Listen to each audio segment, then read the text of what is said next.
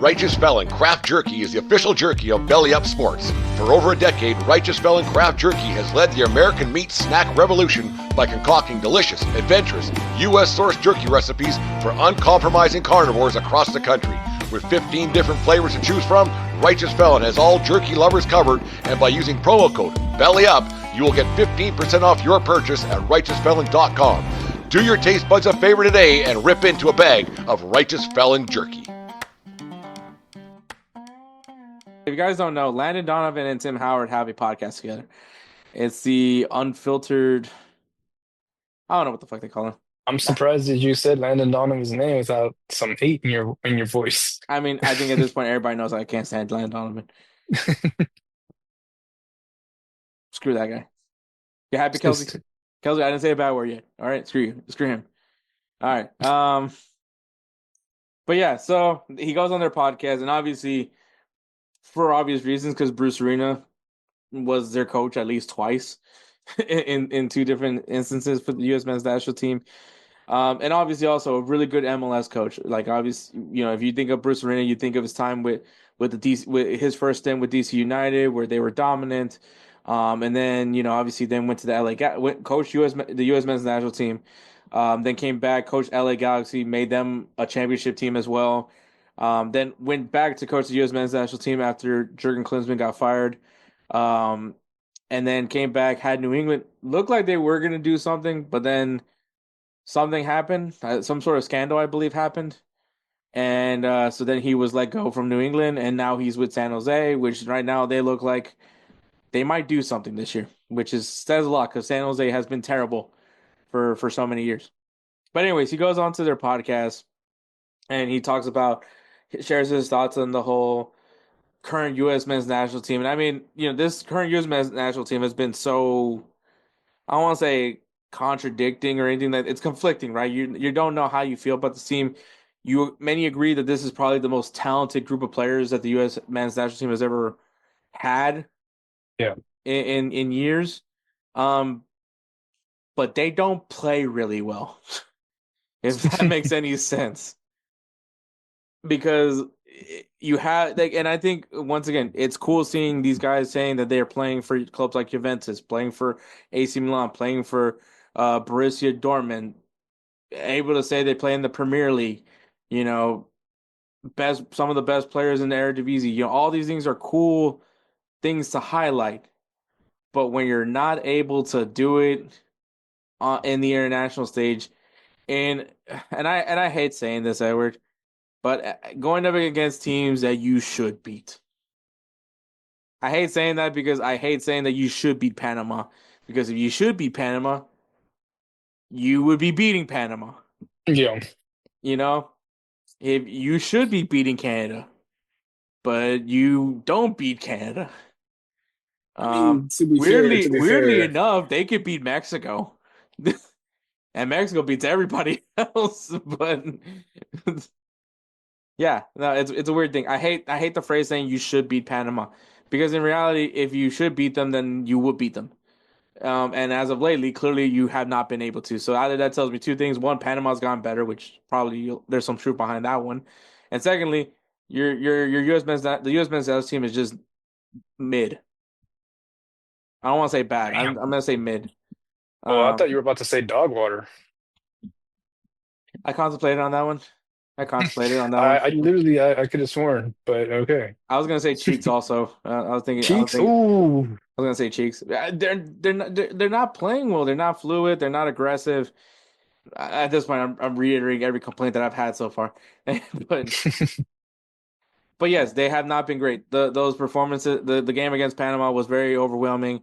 Overwhelming is another word. Overwhelming is probably the best word to use. Yep. And they're just not being aggressive in the final third. Is it Pochettino's fault? Partly, but at the end of the day, it's mentally. Like, you know, everyone keeps saying, like, if the 2014 U.S. men's national team played against this U.S. men's national team, the 2014 team takes it clear. And that was not a talented roster. Yeah. But man, did they have some mentality. Mind you, that 2014 team, by the way, they came out of the group of death, right? They got out of the group that had Portugal, Germany, and Ghana. Yep. Those guys, that team is who we're referring to. And some people have even gone further back to the 2002 team, The 2000s, yeah. which I mean they eliminated Mexico in the round of 16 and then get eliminated after that. But anyways, I mean, they got eliminated by, was it the world champions, Germany? Like, or 2002 was close to? Brazil. Oh, yeah, yeah, yeah. 2002, but they got eliminated against the Violence. Hmm. Yeah. So, I mean, it's not, and then it was against Oliver Kahn. Yeah, So, I mean, it's not a bad deal. that's true. And I think more and more Americans need to understand like that's where we have that's honestly where we are. Where we're It's just like like let's put it this way. Right now, our peak right everybody, now. People say our peak is beating Spain. Our peak was losing to Belgium in that oh, in yeah. that And then, yeah, yeah, because that was them in Belgium, dude. I that mean, was like the best game, like edge of your seat. Like if you weren't affiliated to Belgium or USA, you probably had the time of your life because that was a very intense game. And this was like you I think you were gonna say this was like the peak of the prime golden generation of Belgium. yeah, So that's, I was like, that Belgian team was damn strong. which by the way, I still point out that Tim Howard should have won the Golden Glove from that Hey, performance alone. no, no lie. Yeah. That performance alone should have gotten the Golden Glove. But anyways, yeah, so there's a whole lot of conversations that are just coming back. It's just a lot of people feel like it's old man yells at cloud. In reality, it probably is. Definitely Well, is. and then that's what I was gonna say. I was like, I guess maybe because we also keep going back to these teams, to these games, to these performances, and then that's when we're all like, we're And then we're it's all kind of, these former U.S. men's national team players. You know, you got Alexi Lalas speaking off. You have Landon Donovan speaking. You know, yeah, you have Tim Howard speaking. You got freaking Eric Winalda on Goals TV speaking about it. You know, because like these guys come from teams that played with balls and grit, and that's not what we're seeing from this current U.S. men's national team. Once again, as talented as this roster is, we haven't seen them play with very much grit. yeah, you're But right. anyway, so here's the quote from Bruce Arena, and then we'll talk about it. You know, if you look at every national team in the world, the coaches usually are domestic coaches. And I think when you have coaches that don't know our culture, our environment, and our players, it's hard. I'm sure our coach, Pochettino, is a very good coach, but coaching international football is different than club football. It's a completely different job. And I think when you're a national team coach, you need to know your environment. You need to know your animals, the animals you coach, and we're lacking that. If you're an American coach in a US team, you know the culture, you know the pride and how important the national team is. I think when you bring in somebody from the outside, they don't understand it, especially in our country because we're so different. You ask me, do we lack that kind of pride? I mean, I'm watching and I'm shocked that we can't beat Panama and Canada. It was shocking to me, and I don't want to be disrespectful as I want them to do great in the World Cup, but we only have a year left now. Time is running out and they got to get going. I mean, he's not wrong. I hear him when he mentions that. Like I'm trying to think of like World Cup winning teams who had coaches that weren't from that country. I mean Argentina. I mean Scolari is it's Scolari, right? Lionel Scolari. Yeah. Yeah, Scolari, obviously Argentinian. Um, France. Yeah, he's French. Um, what was after that one? 2018, right? No, that 2018 was France. 2014, Germany. Yeah, German coach. 2010, yeah, Spain, Spanish coach. 2006, Italy. Was that an Italian coach? I think so. I'm not sure. I'm not 100% sure, man. I go. I mean, anyways, the last World Cup winners have all had coaches from the same country. I don't know. Is that important to have like a coach from that country? Mm, let me see. So I remember Luis Felipe Scolari. Yeah, for Argentina, and then France had the I can't remember his name, but I know he's French. And then obviously Germany. I mean, come on, low. I mean the guy the ass sniffer. So I mean, yeah, he the ball sniffer as well. Wait, Yeah, he's wasn't Germany. it Deschamps? Was it Deschamps, Deschamps? yeah, French. Didier So, Deschamps. but I'm just saying that like yes, like as far as recent World Cup winners, all the coaches have been of the same nationality as the team. Yeah, That's the only thing I was pointing out. I didn't really care about who the coaches were. yeah. And I believe Italy's coach was probably also Italian. So man, I mean he's got a point to it, but I mean like as of lately, what? I mean Brazil right now is like talking to Ancelotti to be their next coach. You know, clearly their Brazilian coach wasn't good enough. So, and then I mean, Tuchel is coaching England. That just feels weird saying that out loud. I'm trying to think of other coaches. I mean, I think all of Latin America, and when I say Latin America, I mean Central America, because I believe Yeah. El Salvador has I don't know what country of origin the coach is for. I know he's not Salvadoran. I know that for a fact.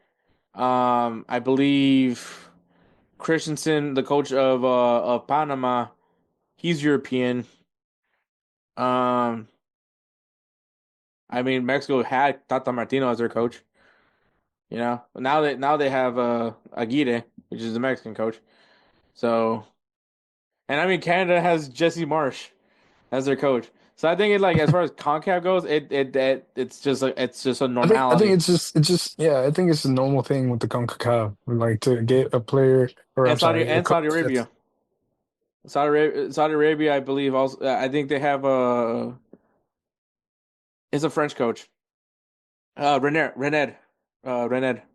Not Rainier, not Claudio Rainier, yeah, no. but this other guy that's like really hot. I don't know why I had to point that out, but he is. Um, no, but I think I think Bruce Arena has some sort of point, but I think like also U.S. has had a good track record with guys with coaches that were not from the U.S. I mean, look, say what you want. I mean, I didn't think Jurgen Klinsmann was that bad. People speak of him like he's the devil. I Yeah, don't know why. I don't get that feeling for him. I think he was a really good coach for the U.S. I think his time with the U.S. wasn't that bad.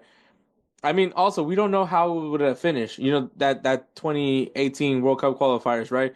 Because you know obviously they fired him when they felt like the U.S. wasn't doing good. That's when they brought in Bruce Arena. Clearly that didn't help anyway because they didn't qualify for the World Cup that year. So it's you know I don't know I don't know if I would have let Jurgen Klinsmann finish the job off. You know, but you never know, right? You're never gonna have that answer because you fired Jurgen Klinsmann. You didn't give him a chance to really give him turn him around. Um, do I am I saying to give Jurgen Klinsmann some leeway? Yes. I think once again you had one of the best U.S. men's national team performances in a losing effort, but still had one of the best U.S. men's national team performances, and I feel like because of that you give the guy some leeway. But I don't know, man. I think the nationality of the coach maybe does matter in certain levels yeah, when your country can develop coaches. But I think for the U.S., you just there's not a lot of good U.S. soccer coaches. Like, I mean, Jesse Marsh was a good one, but you know, we kind of, you know, USA kind of did him wrong. That's why he took the Canadian job. You know, I mean, you know, I would be intrigued by Matarazzo, but you know, I think he's doing good. I don't know where he's at now. I think he's now with. Last time I checked, he was with Hoffenheim. I don't know if he's still with them, but yeah, I don't know. I really don't think necessarily that like the coach's nationality necessarily matters. I think as far as like maybe to instill pride, the national pride, maybe that's important. But then at the same time, like the U.S. has been doing a lot of like recruiting for guys that are non-U.S. born. Yeah. Like no offense to Gino Des, no offense to Yunus Musa, no offense to Balogun. Trying to think of anybody else, but no offense to those guys, but like they really don't know what it means to be an American. And I'm not saying that they shouldn't be on the team. That's not the whole point of this conversation. And I think maybe that's the argument for what Bruce Arena is saying about like bringing in a coach that isn't American, like they don't know what it means to be American. Well, neither do some of our players do. And to be honest, man, like I mean, what Christian Pulisic has been, yeah, he grew up in Hershey, Pennsylvania, but then moved to Dortmund. Yeah. And Same thing for Weston McKennie. Yeah, he's from Texas, but then he moved to Germany. When he was with Schalke. Like most of these guys, like at young ages, left their excuse me. homes. So do they really know what it means to be an American? Probably not. They probably have learned more from that culture. Yes, they probably done some American things, but I mean, like still at the end of the day, they grew up in a different culture. Yeah. So True. I think playing with pride is different from being an American. Like playing with pride means that when things aren't working, like tighten up those bootstraps and try to get a result in. That's what I mean when I say play with pride. You know, play for the not only for the badges on your shirt, but the name that's on your back. Like you're Yeah. representing your family. There's things that you play for pridefully. So, but I don't know. I think that there's some sort of valid argument, but I think at the end of the day, the U.S. just hasn't produced an American coach that makes you feel like, wow, we got our own Pep Guardiola. I mean,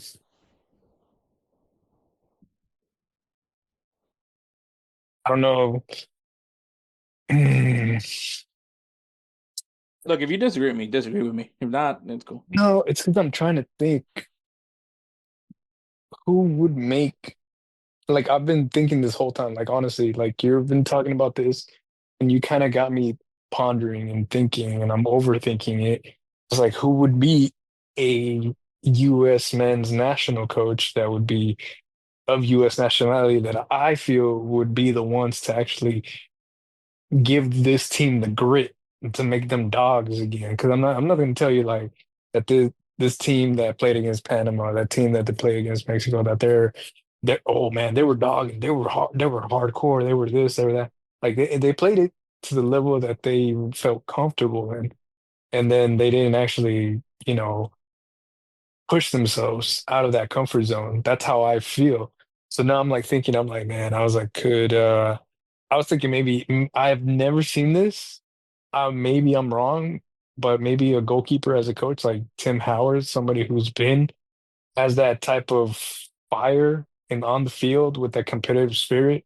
I don't know. And even though Clint Dempsey is just being commentaries and stuff like that, but maybe even he could be like an assistant coach to be helping out with the strikers with the offense, stuff like that. Um, Damn, like I just started thinking about all this right now.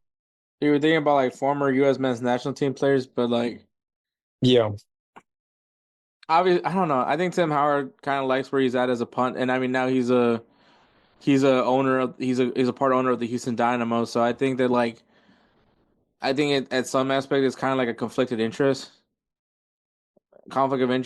if he's like I don't know. I feel like that's a conflict of interest if you're coaching but you own a team.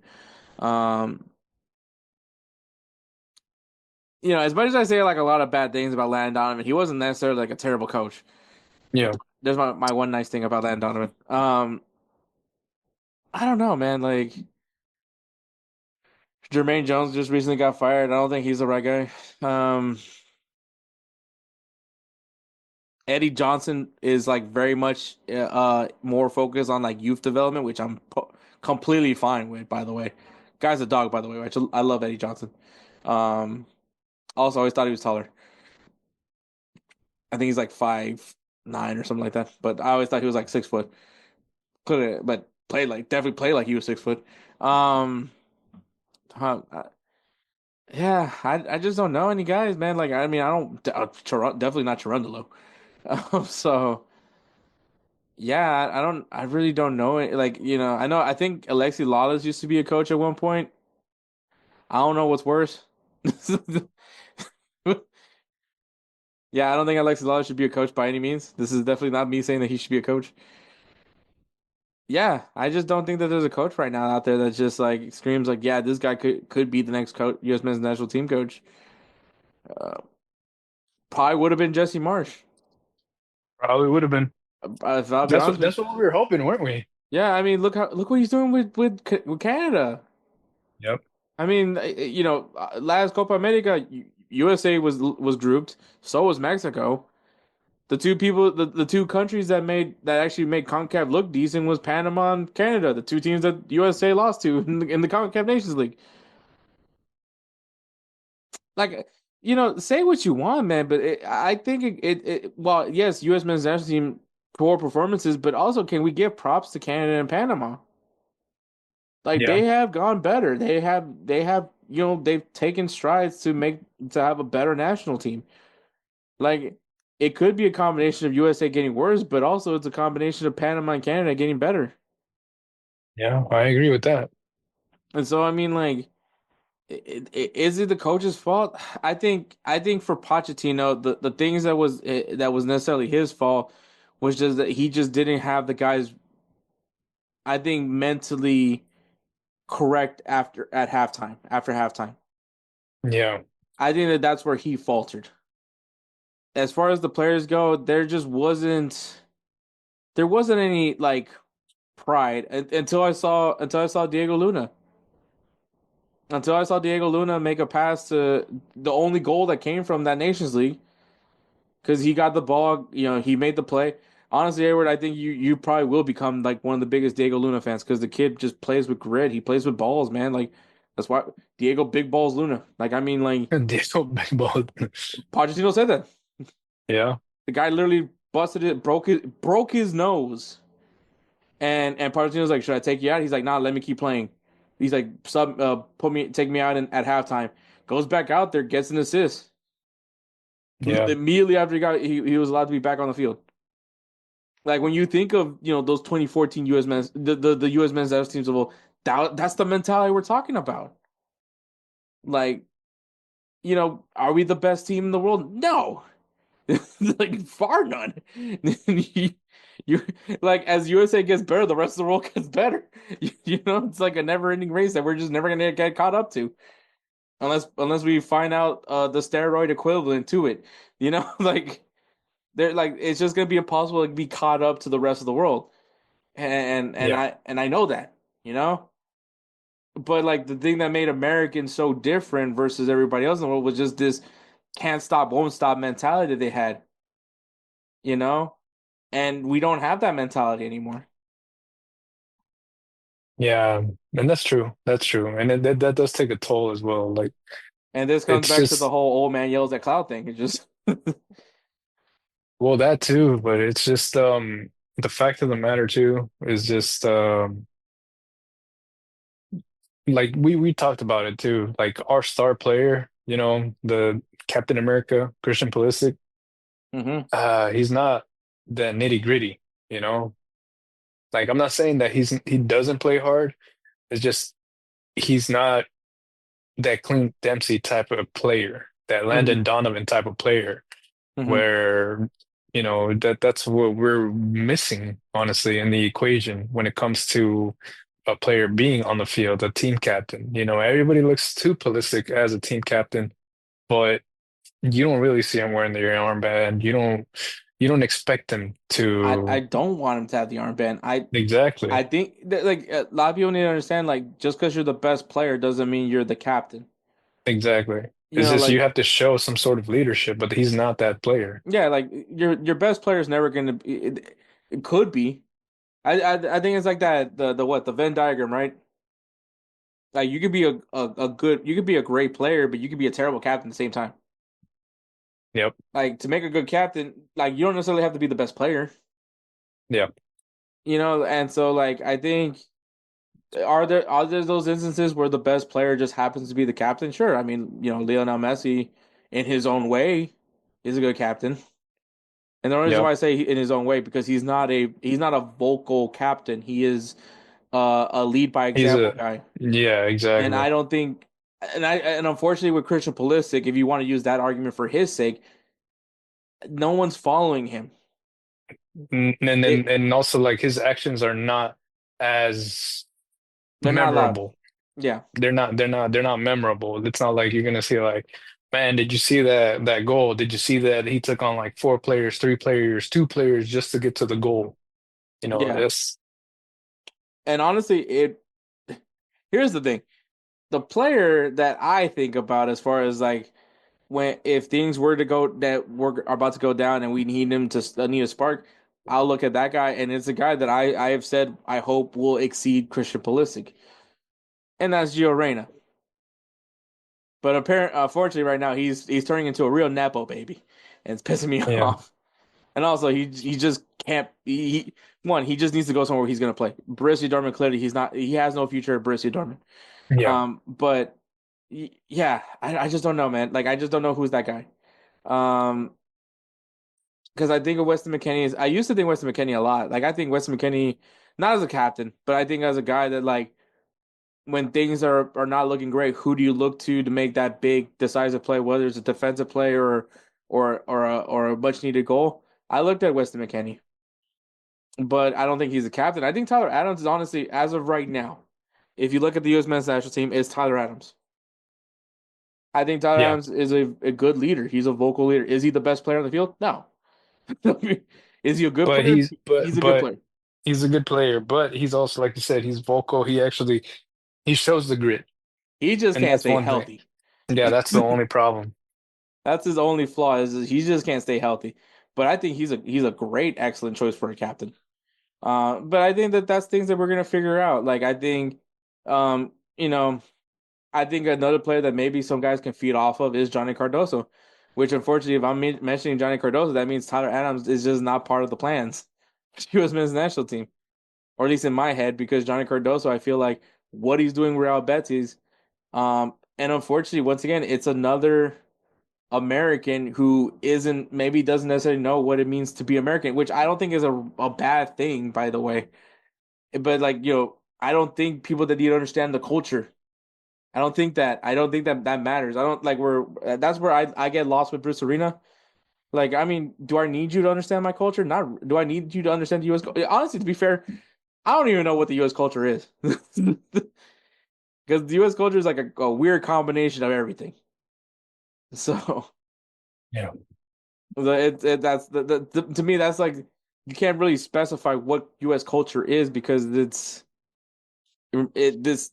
country is such a melting pot of different cultures that you know technically I think Spanish is actually the unofficial language of the U.S. because of all the Spanish speakers that live here, but we don't know. I don't know. I get I get where Bruce Arena's coming from. I just don't think that like if we have an American coach, this all this goes away. Because like you and me mentioned, I don't know if there's a guy right now that can do that. Yeah. Yeah, I so don't and I don't think there is. I honestly don't think there is.